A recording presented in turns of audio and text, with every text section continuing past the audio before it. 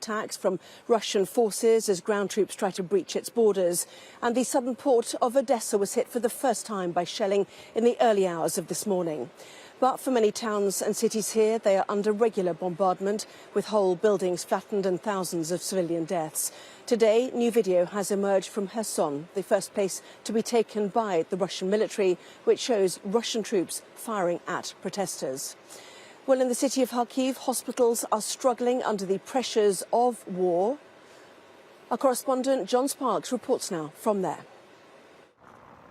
The streets of Kharkiv have been abandoned by the majority of those who live here. 500,000 have fled this city, their prized possessions in a bag, and their cars discarded at the station. Those who remain hide in the shadows, in the dark, or the deep underground. More than a dozen metro stations have been turned into shelters. These battered-looking train carriages redeployed as home. How long have you been living here? Three weeks. How do you feel about it? So first, when we hear something blow up, we run here, but now we're like, what was that? Oh, shooting.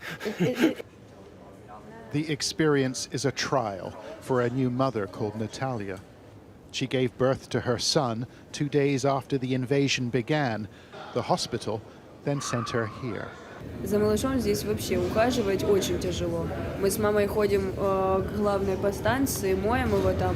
Ну, вообще неудобно. Поэтому хочется, чтобы скорее все закончилось и вернуться домой. They now live in the final car on platform 2, with a cot and clothes provided by volunteers. Natalia says life will never be the same again. Мне кажется, что даже если когда отсюда я выйду, я не буду уже спокойно ходить, как ходила раньше, буду 300 раз оборачиваться и буду бояться, даже когда стреляет фейерверк, вот честно могу сказать. Ну, это очень страшно. Residents who remain will try to endure, but some are no longer able. The city morgue receives 50 to 100 bodies a day caused by the war and by natural causes. But they don't have room to examine them here, and they don't have the staff to bury them. The man in charge says it's a real struggle. У меня большая проблема с мешками для трупов. Я все, что можно было собрать по больницам Харькова, я собрал. When a Russian missile struck this institute, the entire neighborhood was damaged in the blast. 85-year-old Stella Ivanovna told us she hung on to the doorframe in the hope she'd survive. What was it like when the bombing happened, when the missile hit? Я была в квартире и шла с большой комнаты в маленькую. Дошла до двери, вот так встала, и она полетела, как снег, с этой стороны, с этой. Все окна, все стекла, потолки. Я не знаю, как я осталась жива. One of her neighbors, called Diana, was not so fortunate. She was caught in the explosion, glass from the windows puncturing her face. Her doctor at Kharkiv's main hospital said there's a fine line between life and death. Психологически тяжело, говорит, она прилетела какая-то, бомба такая, что вообще она сидела. Тишина, полная тишина, ничего не свистело, не летело, потом раз и все. Next door, we found 4 men fighting for their lives. One hit by shrapnel, another blown up by a mine. Sergei is an opera singer turned volunteer who was shot 7 times as he tried to evacuate local residents. На спині ще, просто біля хребта, взагалі там міліметр. І, я відчув було, якби куля втрапила, буквально міліметр в хребет. Розумієте, тобто, слава Богу, живим. Who was shooting at you? Хто у вас стріляв? Ой, я насправді не знаю цього. Насправді не знаю. Але дуже радий, що я здоровий, бо це ніч, і в Харкові вночі відбувається все, що завгодно просто. Sergei's body should heal in time, and he celebrated with an old Italian song of resistance. La mattina mi son svegliato, ho trovato partisan. Ciao! Death and displacement have come to everybody's doorstep, but there are many here who are determined to hold on. John Sparks, Sky News, Kharkiv.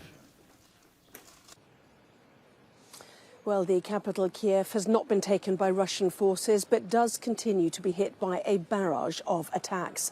Well, this was the moment that Russian forces hit a shopping centre near the centre of Kyiv, killing at least 8 people. These pictures released by the Russian Ministry of Defence, who claimed that the images show Ukrainian military vehicles at the shopping mall before the strike. The attack happened late on Sunday night, destroying the mall and shattering the windows of every neighbouring high-rise building. Well, Sky's special correspondent Alex Crawford travelled to the small town of Lutish, north of Kyiv, the last community before the front line and Russian-held territory. From there, she sent this report. The capital's northern suburbs are under attack. The skyline's increasingly clouded after rocket strikes. The Russian military's trying to push closer into the city, but they've got to get through 3 small communities in between. We're rushed through checkpoints. The shells land here without warning, causing fires which rip through this forested area. And in Lutish, they know they're the ones now holding the line against the Russians. So they're digging trenches and bolstering their positions. The community's already been hit several times. The attacks have left yet more people without homes. And workplaces and businesses have been left shattered. But the main supermarket is still operating despite being shelled earlier. The staff are just wiping down their supplies and carrying on regardless. We even know how to protect ourselves if something is incoming, she says. We lie down and cover our heads. A lot of the fridges and storage areas are damaged. The constant volley of attacks has seen half the town empty. The other half can't understand why this is happening. They've attacked our houses, our schools, our shops, she said. They're hurting us too much. For what? Please, someone explain.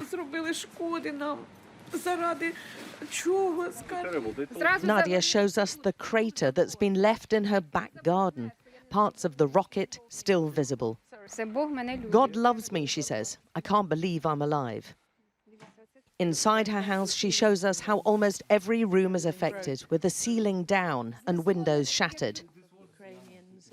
She lives alone with her 81-year-old mother, who's clearly unsettled.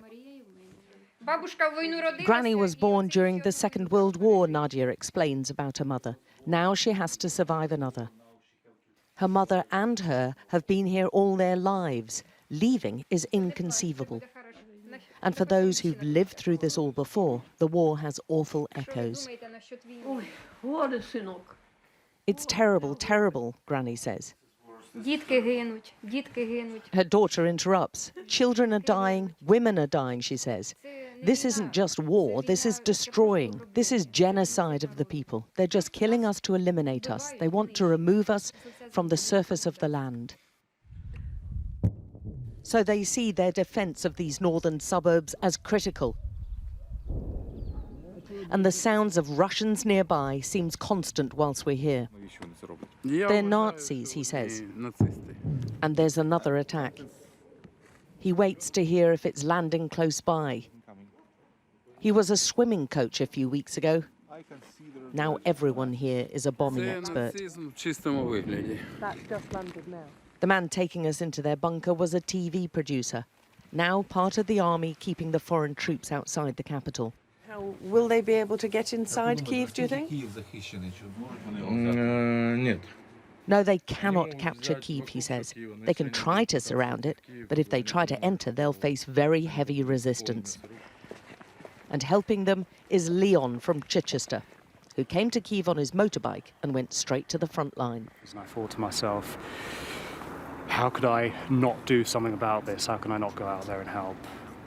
Especially seeing the war crimes being committed on civilian populations, I just thought, no, I can't sit by and let this happen. He's standing shoulder to shoulder with the Ukrainian volunteers, helping out as a medic and now defending Kyiv. They've got mannequins at the entrance of Lutish to try to confuse any Russian snipers. The residents inside here know this could be a long, drawn-out and bloody war. Alex Crawford, Sky News, in the northern outskirts of Kyiv. Well, the US ambassador was summoned by Russia's foreign ministry today after what they called unacceptable comments by US President Joe Biden about Russia's Vladimir Putin. Let's bring in Sky's Martha Kellner, who joins us now live from Washington, D.C. And in fact, Joe Biden has just been speaking to some world leaders, Martha, ahead of his visit to Europe this week. He certainly has, Anna. He had a conversation that we understand lasted just under an hour with Boris Johnson and also with the leaders of Germany, France and Italy. We're just getting through some details in the last couple of minutes about what exactly they discussed on that call. We're told that they spoke about serious concerns about Russia's brutal tactics in Ukraine, including its attacks on civilians. We're also told that those leaders underscored their continued support for Ukraine, including by providing security assistance to the brave Ukrainians who are defending their country. The leaders, we're told, also reviewed recent diplomatic efforts in support of Ukraine's effort to reach a ceasefire. So no real developments to grasp hold of there, but this conversation between those world leaders was a preamble to President Biden's trip to Europe later on this week. That's part of a wider diplomatic push to maintain this coordinated response by the US and allies to Russia's aggression and, I guess, ultimately, however unlikely it may seem at the moment, to try and find a diplomatic solution to this crisis. The trip to Europe is the first President Biden has made since the invasion into Ukraine by Russia more than 3 weeks ago.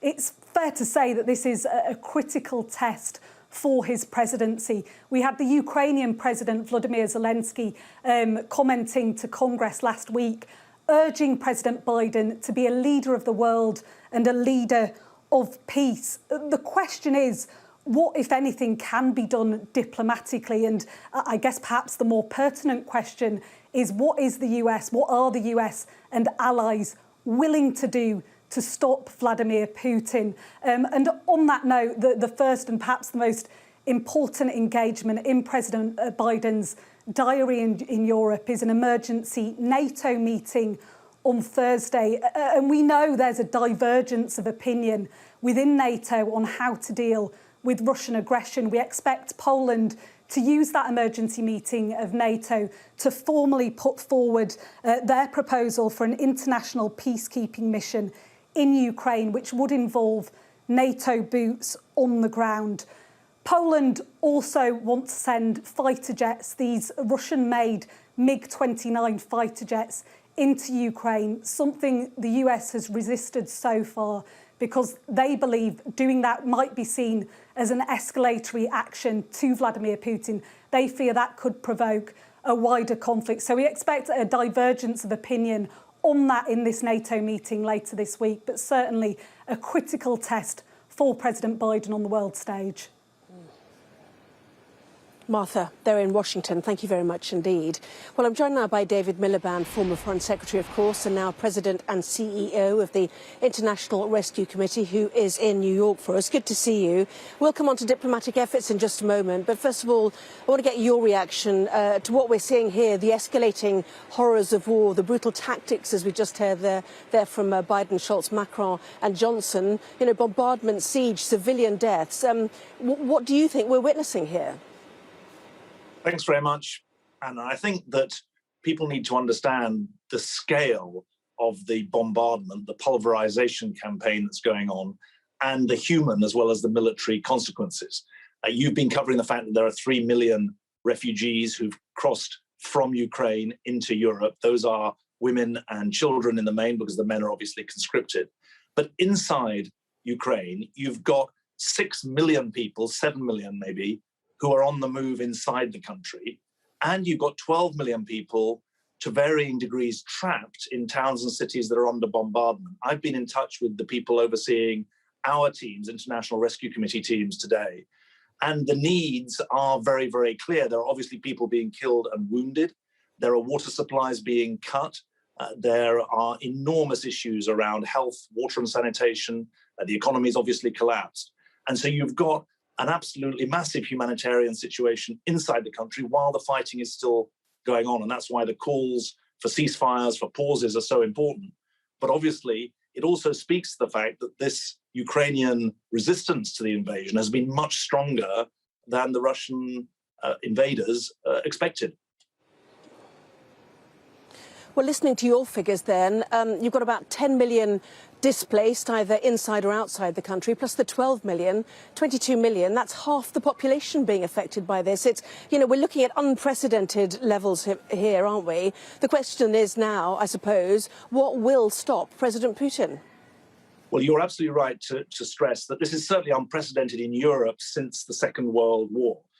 There are 44 million citizens of Ukraine, so your 22 million figure is obviously half of the population. Just by way of comparison, the Syrian population was about 23 million 11 years ago, and 6 million are refugees outside the country, and 8 million are internally displaced. So this European catastrophe is very much on a scale with the worst that we've seen since the Second World War. I think that there are two aspects to an answer of your question about what's going to stop the invasion. They're related as well. The first is clearly the Russian forces, the military forces, have to varying degrees been stopped in different parts of the country.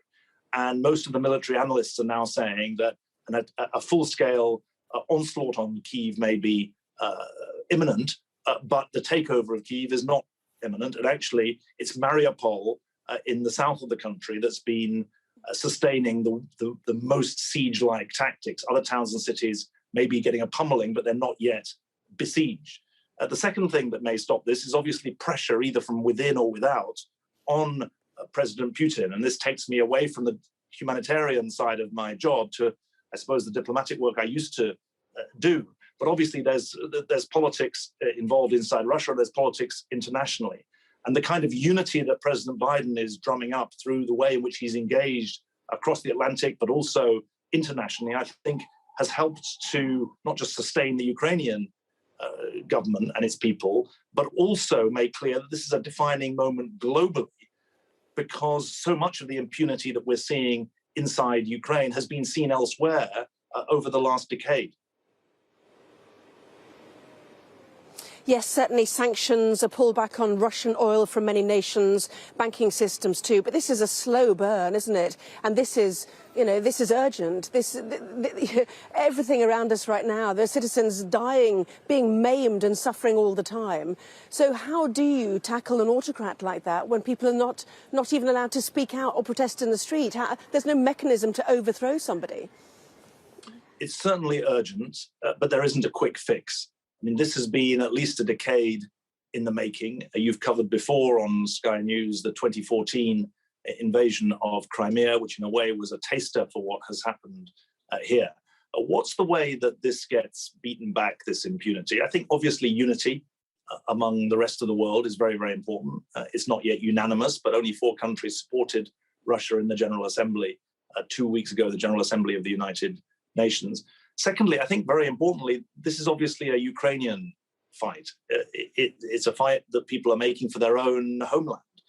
And that's something that can have outside support, but in the end, it has to be for the Ukrainians to determine their own future. That is the principle at stake here, and that's the role, the supportive role that's been played by outsiders. I think the third thing that I would want to emphasize is that trying to sustain life and limb for Ukrainian civilians is also part of this fight. It's different from the military, but the efforts that are being made to make sure that water and sanitation systems survive, that health needs are met, that's part of this effort to make sure that this unprovoked act of aggression doesn't win out. And just very, very quickly, if you don't mind, to bring you back to the humanitarian sphere. We've talked about refugees, but, you know, clearly this is the breadbasket of Europe in many respects, isn't it? The Ukrainians are desperate to plant their crops, but this really does have implications too for global food prices and feeding parts of the world. Yes, you're absolutely right that there's going to be an inflationary impact in the UK or the US, obviously, but that's measured in percentage points. In other parts of the world that are dependent on the World Food Programme, dependent on that breadbasket that you refer to, it's much more dire consequences. And this really is not just a geopolitical turning point, it's also a global turning point when it comes to survival for too many people. Well, David Miliband, we appreciate your time there, joining us from New York, President and CEO of the International Rescue Committee. Hopefully speak again soon. Well, stay with us. Coming up in this special programme on the war in Ukraine, the residents of Odessa clearing up after a night of heavy shelling.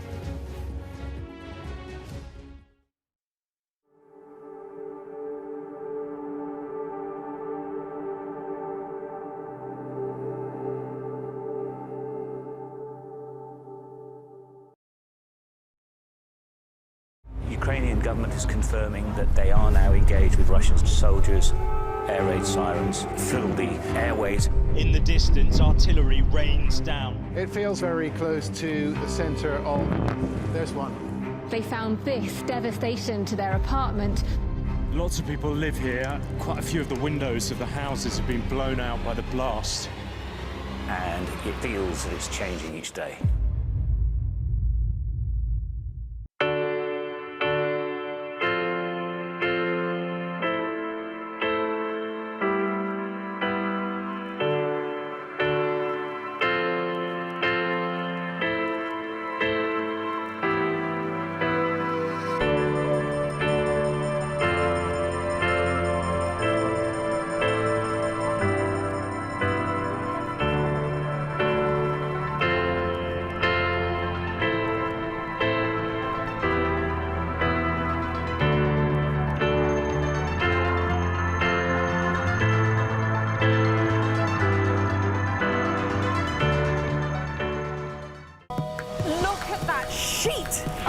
And it's moving this way.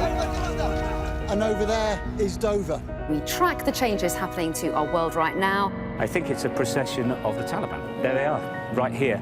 Would you, as Prime Minister, be able to look them in the face? Let's have a look at both of those two things. I just want to say thank you for having the courage to speak to us. We do genuinely believe in what we do, to show the truth. I thought there was an astonishing story there. Mr. Trump, James Matthews from Sky News. Hey, James. I'm James Matthews, and I'm Sky's Scotland correspondent.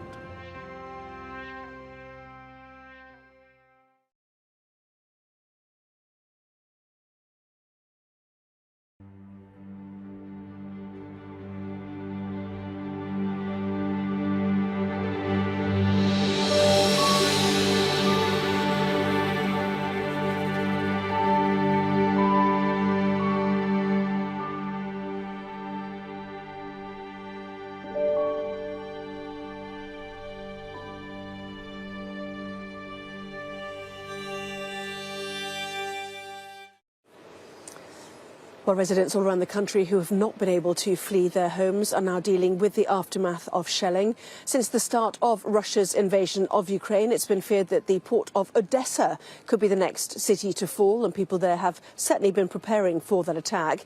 Well, in the early hours of this morning, the inevitable happened when strikes hit the city, damaging homes. Our correspondent, Nick Martin, reports now from Odessa.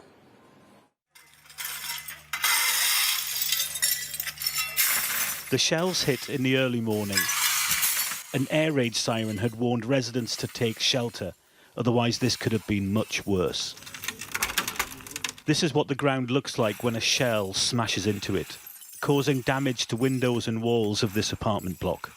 Of course we are worried, because we are living near of the coast, on the border of the sea, so I think all people who has no any way to go somewhere, who stay here, they are praying.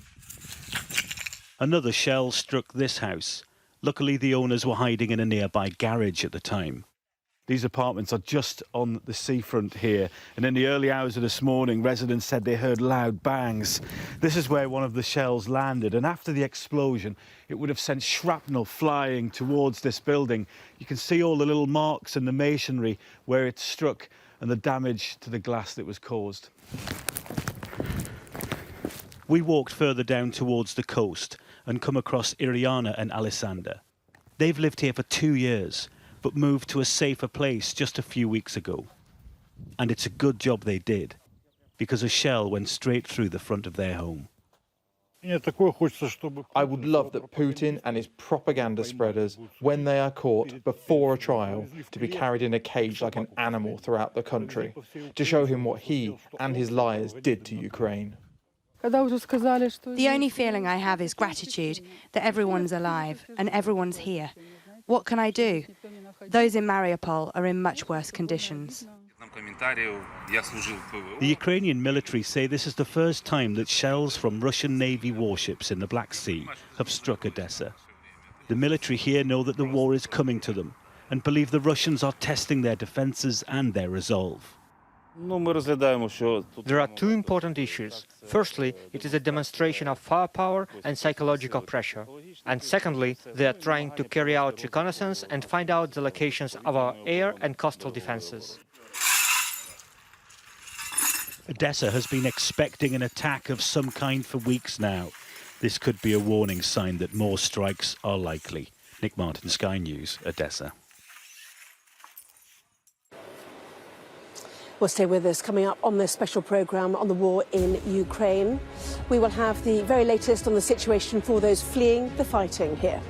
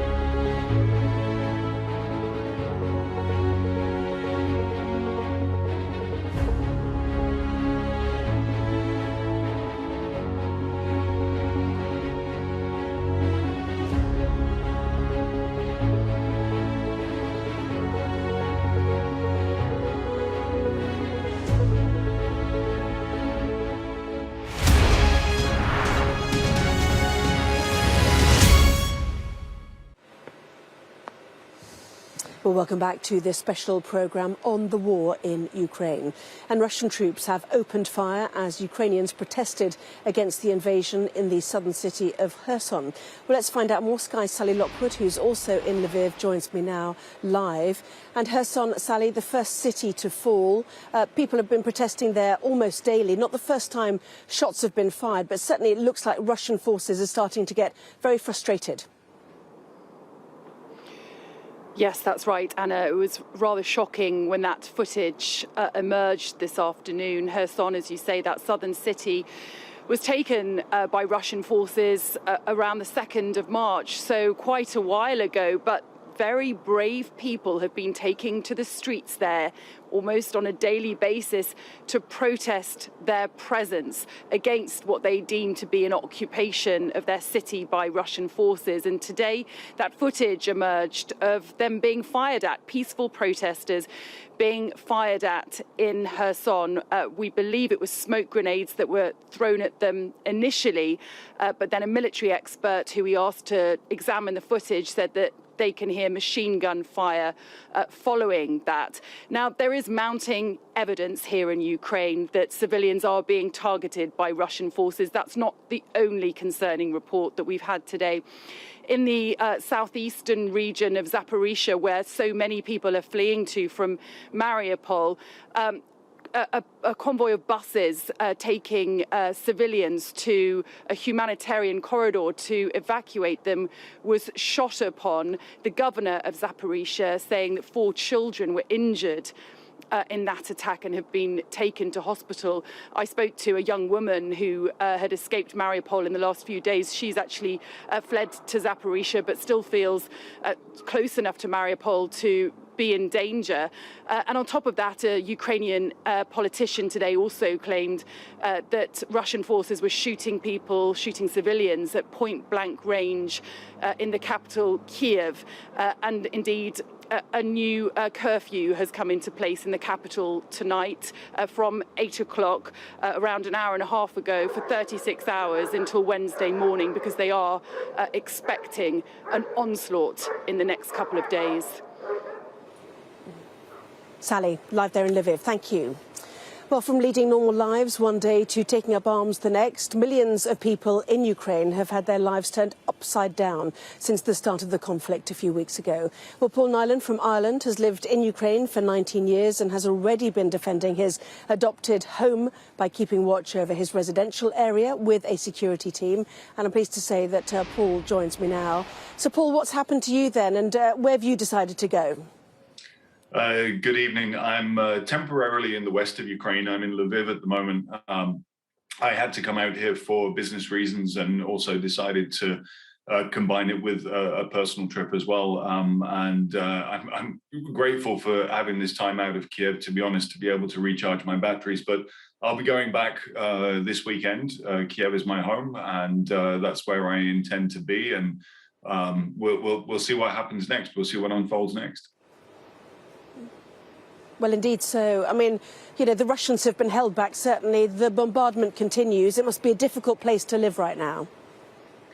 It's difficult everywhere in the country. I just was waiting to come on now. I was watching your reports there from Odessa and from Kherson, you know, talking about civilians being shot at point-blank range by the Russian occupying forces in various different cities. There was a report 3 or 4 days ago of a group of people who were lined up to purchase bread, and a group of Russian military passed this line outside this store and opened fire on them, killing 10 people. It's difficult everywhere across the country, even here in Lviv, which is in the far west of the country. We've had 4 air raid sirens that have gone off today. The first one was at about 4 o'clock this morning. In recent days, there have been missile strikes on the airport on the outskirts of this city as well. And overnight in Kiev, a very, very large and almost brand new shopping center was completely destroyed by a ballistic missile there as well. Yeah, it's tragic to see this happening because Ukraine is a perfectly peaceful country, and Ukraine has done absolutely nothing to provoke this. If you go back and look at Russia's initial attempts to justify what they were doing, one of the things that they said was their goal was to denazify Ukraine. Ukraine isn't a country of extremist views or where, extremists of any kind of description are harbored or even tolerated. It's a ludicrous basis. It's a totally untrue basis for this war.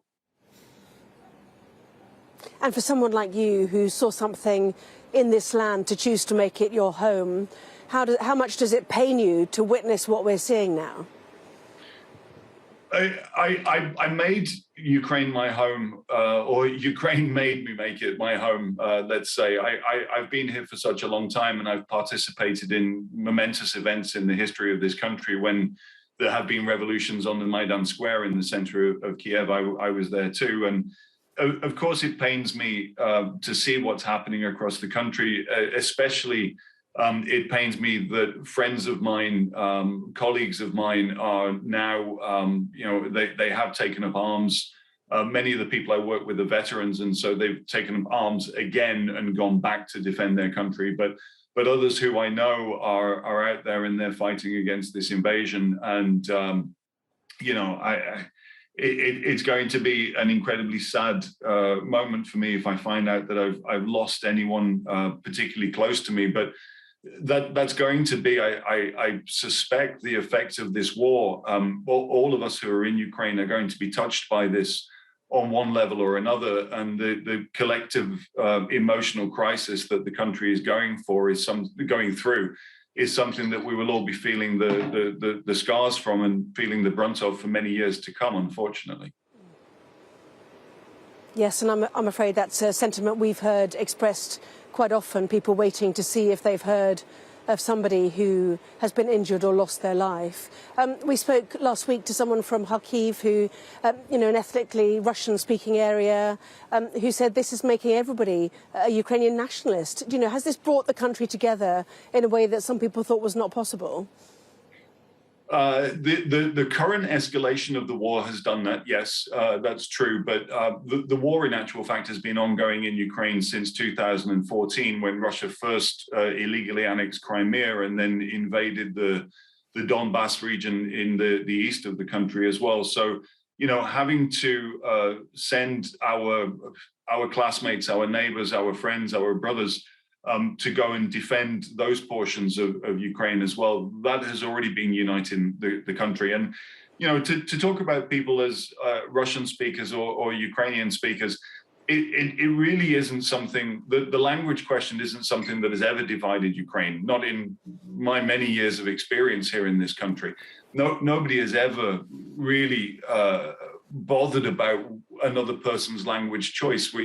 Everybody pretty much is bilingual. Everybody chooses which language they're most comfortable with, and most people speak both. And Kharkiv, yes, predominantly it's a Russian-speaking city, but they are patriots of Ukraine at the same time. And Kharkiv is a perfect example of one of the worst affected cities in this war. It's very, very close to the Russian border, so it's one of the first places the Russians got to. Paul, I do apologise. I'm going to have to.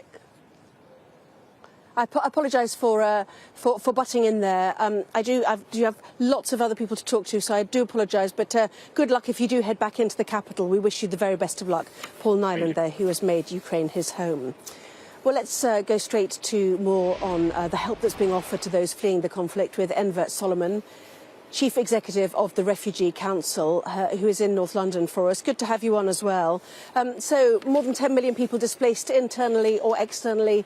David Miliband, former Foreign Secretary, told us that 12 million people are trapped. That is half the nation affected by this. What do you think about what we're seeing here? I mean, it's extraordinary. It's a refugee crisis on a scale that we haven't seen in Europe for decades, since the Second World War. And more than 3 million people, 3.5 million now, are actually refugees. And of those, nearly 1.5 million are children. That's a child that's become a refugee almost for every second that this war has been taking place. It's unimaginable, the scale of the human tragedy and suffering.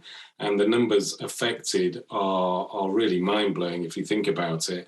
And important to remember that these are mainly women and children, many of whom are very vulnerable. We've heard stories of teenagers being told to just travel by themselves out of Ukraine to find safety, some being told because they speak English to find their own way to the UK. And it's really important that all European nations and the UK do everything possible to welcome Ukrainian refugees who seek sanctuary in the UK and in Europe.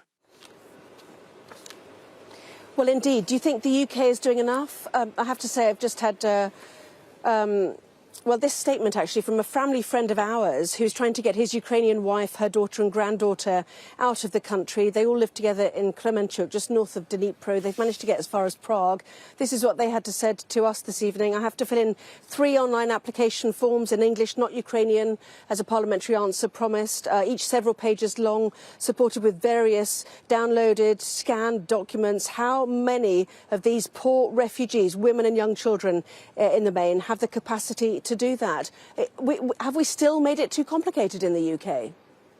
I think we probably have made it too complicated, and I think the fundamental problem is, and we've been pointing this out to the government, is the government is trying to use a standard visa scheme to respond to a humanitarian crisis, and using a visa scheme which in and of itself is always very bureaucratic with a number of hurdles for people to get through, a number of quite complex forms to be completed, is not the best way necessarily to respond to a humanitarian crisis. And it is in stark difference to countries in the EU, all the countries in the EU, France, Spain, Germany, Italy, etc., who have simply said, come, you don't need a visa, come to our countries and we will provide sanctuary to you. And I think the British government needs to think about whether it should be waiving visas now to provide a much more simpler, direct, frictionless route for people to get to the UK as quickly as possible, so you don't have cases like the one you've just talked about, where people are battling through complex forms and complex bureaucracy. That isn't good enough as a response to a humanitarian crisis.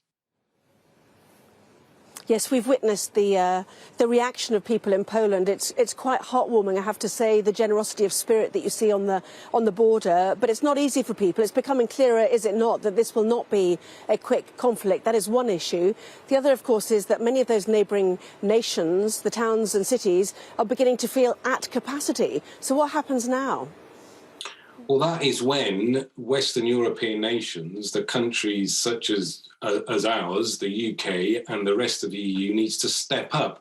And there's a very important principle here that nations who respond to refugee crises need to share the responsibility. So it's not acceptable if Poland has over 1 million, heading for 2 million refugees, and other European nations have far fewer. We need to share that responsibility, and that means that the UK, as well as Germany, France, Italy, Spain and other countries, Sweden, step up and does its part. And at the moment, we have far fewer refugees from Ukraine than any other European country. Indeed, Ireland has had more applications to date, as I understand it, than the UK. We need to make sure that the process is quick, that it's rapid, that we remove the bureaucracy, and that we enable every single Ukrainian that wants to reach safety in the UK to come here to rebuild their lives is able to do that. And if that means we need to rethink the visa scheme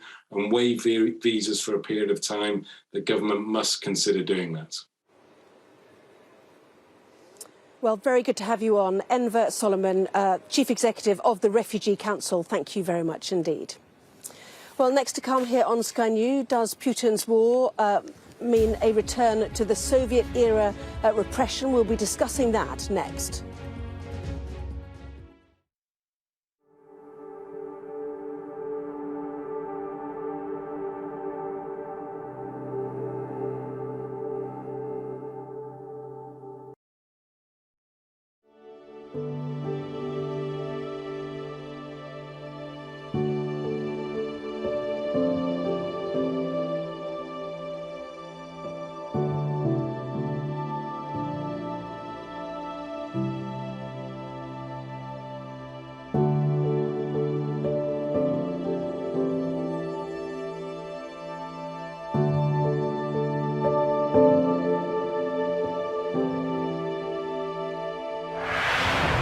I'm David Blevins, and I'm Sky's senior Ireland correspondent. I'm based in Belfast, a city transformed by peace, but still struggling with its past. Politically, the two sides are as far apart as ever, and it's over that question of who has sovereignty in Northern Ireland, the very issue that's been the source of tension here for generations. It takes 60 minutes to cross the Irish Sea. It took the British monarchy a century.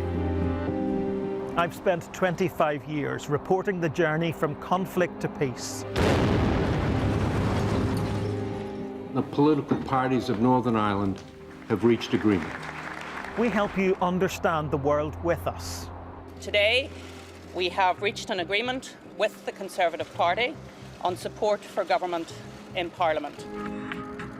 We already know what the government gets out of this deal. What exactly does the DUP get out of it? Well, £1.5 billion.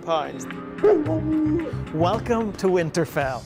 It's an iconic location in this globally acclaimed drama. Ophelia was the most powerful hurricane this far east in the Atlantic on record. You can't live in a place like this and not appreciate the environment. Everything that a journalist might want in a story. A story that you'd be proud to have filmed. But they didn't want journalists to see the real story. It was very tiring, it was very sad, it was very scary at times. Hey, there's no need for this. But you have to keep going. Oh, look at that. You don't want to lecture people, but you do have to give them the facts.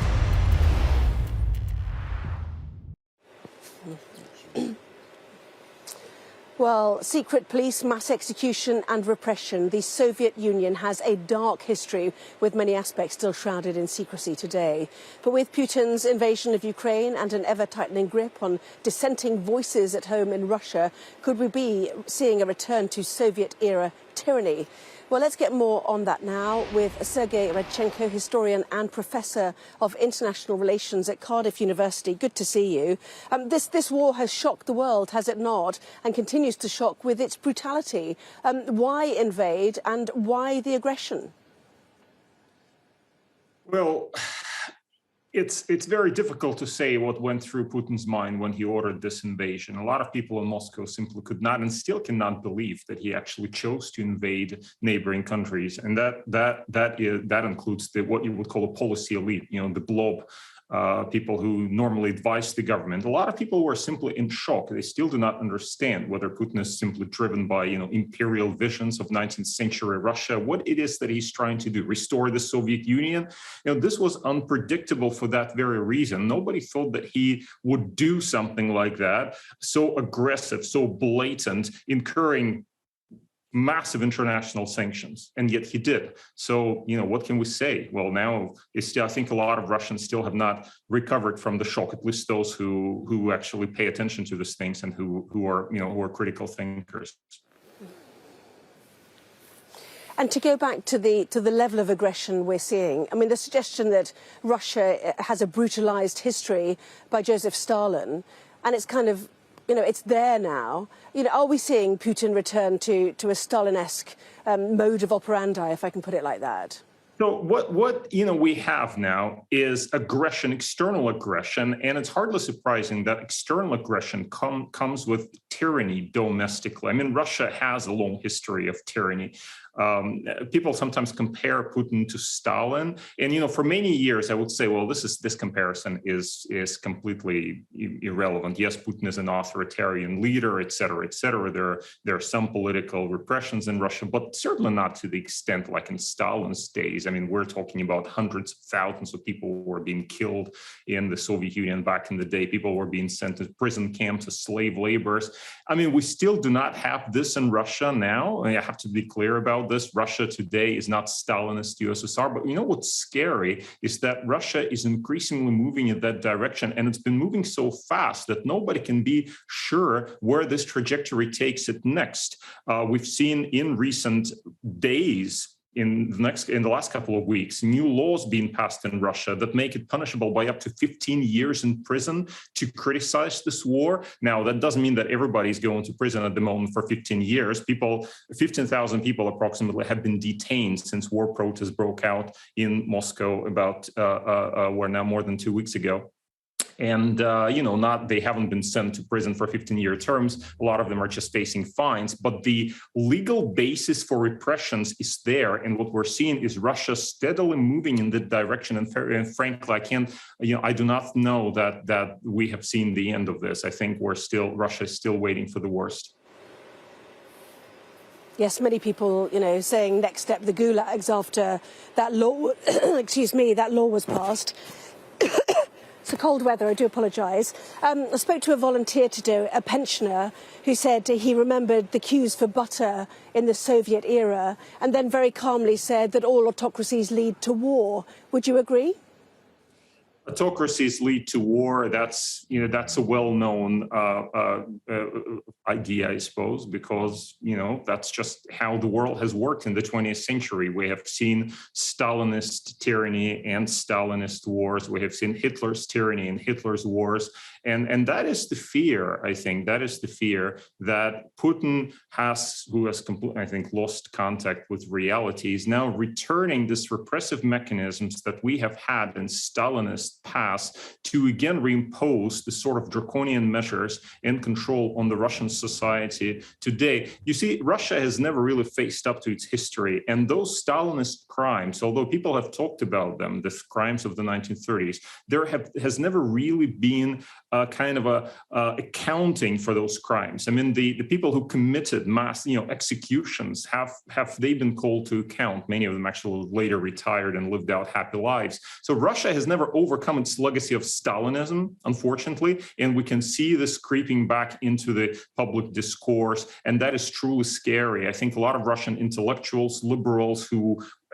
really hate Putin's regime with great passion, as a lot of people in Moscow are absolutely terrified now. But one thing that also has to be kept in mind, there is actually considerable public support for this war as well among what you would call the masses. Unfortunately, we don't know how many people support the war. The problem is that in the authoritarian context, you can no longer have proper statistical surveys carried out. People will not tell you the truth. You call them up as a statistician or a survey person, said, do you support Putin? Do you support this war? They will say yes, just to be, on the safe side. Sergei, we're running out of time. Do apologise, Sergei Redchenko from Cardiff. Thank you very much indeed.